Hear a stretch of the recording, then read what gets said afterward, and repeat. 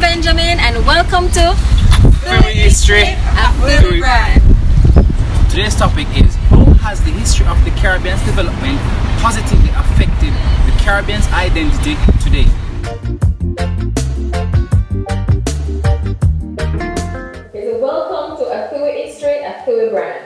I'm your host, Christina Benjamin, and today we'll be going into indentureship and what that is and what that means for the Caribbean people.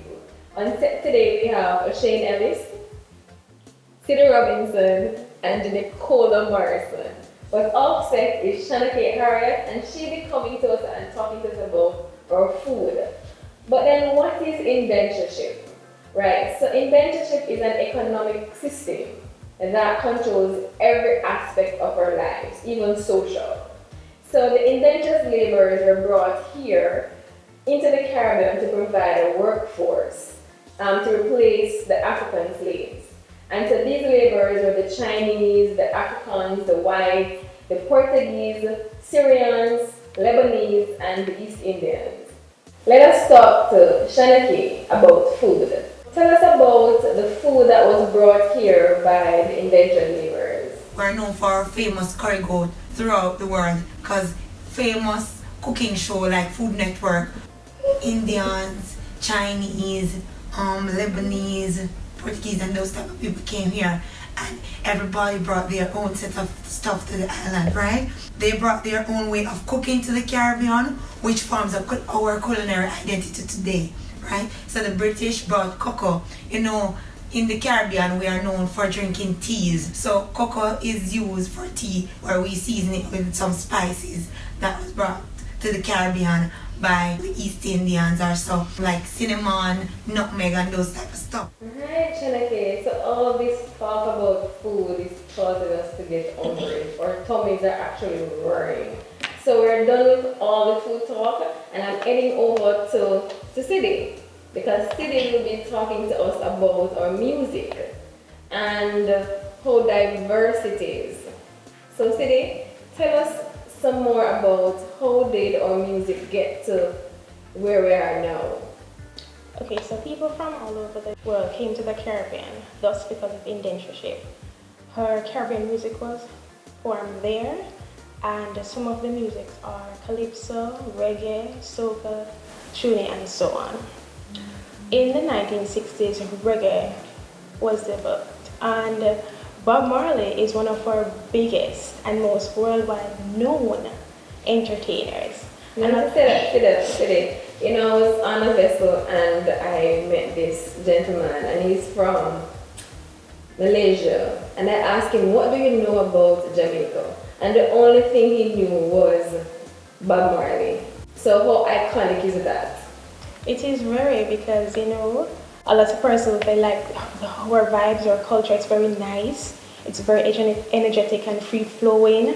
So they always come at a certain time of year to celebrate with us. So music then was very nice, but over a period of time it has grown. We now have dancehall, and we have one of our favorites artists, Ding Dong.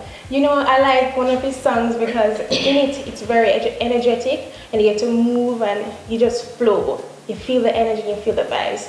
So one of them I can recall is Manchola Fling, you know, in a little fling, and you know, it just gets into the groove. So everybody just really likes that. I like it. Alright, so thank you so much, Sidney, because the thing is, you know, whenever I hear a little pan, we're ready for dance, right? We hear little music and we're ready for dance. So that is the reason why now I'm going to go over to Nicola. So, you know, back then we had the quadrille and the etu. The French actually brought those tools to the Caribbean. Alright, so with the quadrille now, you have the ballroom quadrille and the campsite quadrille, right? So with the ballroom quadrille, That is not for me. Sounds very fancy. yes, this is normally performed by the elites to portray elegance. You know, the rich people then. Yeah, the rich people. So they normally they're adorned with frills, umbrella, and as I said, the word says quadrille is normally 4-person dancing. So when we the persons that cannot perform with that are normally called the lower class. So you know the lower class persons know they come up with their style. So it's still a part of the quadrille, but it's called a camp style. So it's more of an informal thing. Yeah. More you have a lot of shoulder movements and freestyling. So ding dong. So They- we'll see where the shoulder play plays. Yeah. So the shoulder play fling. However, it is still performed in Hanover in Jamaica. Okay. Yeah. Okay.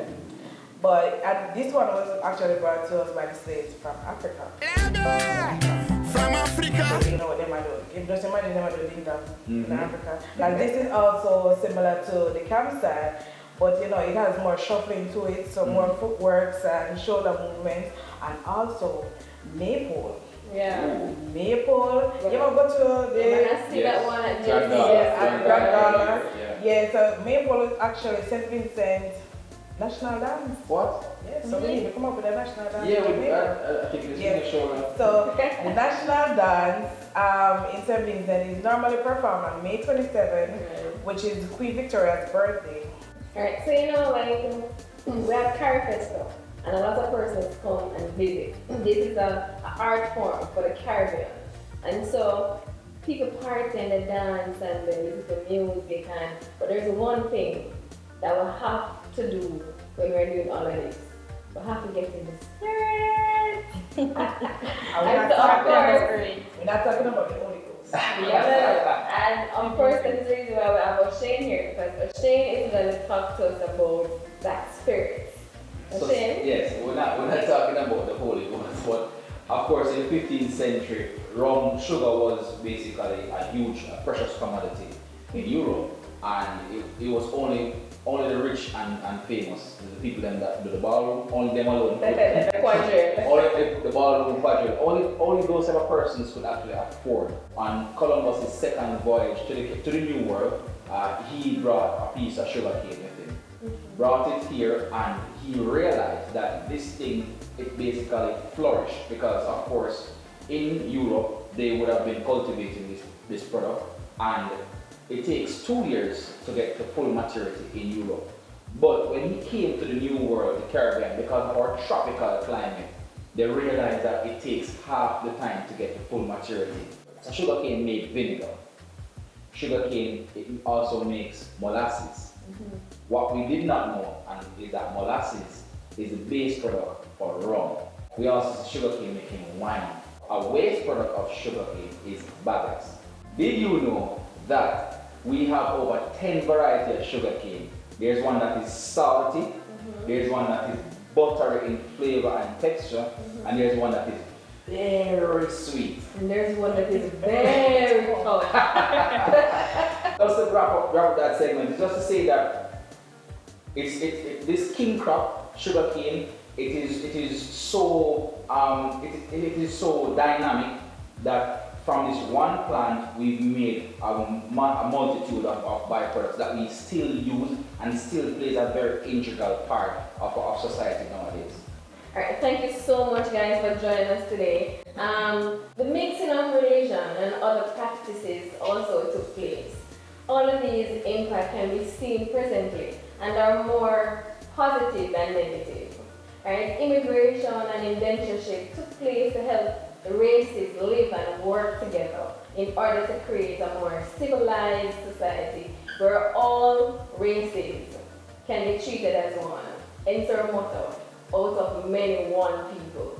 Thank you for watching A Fui History, A Fui Brand.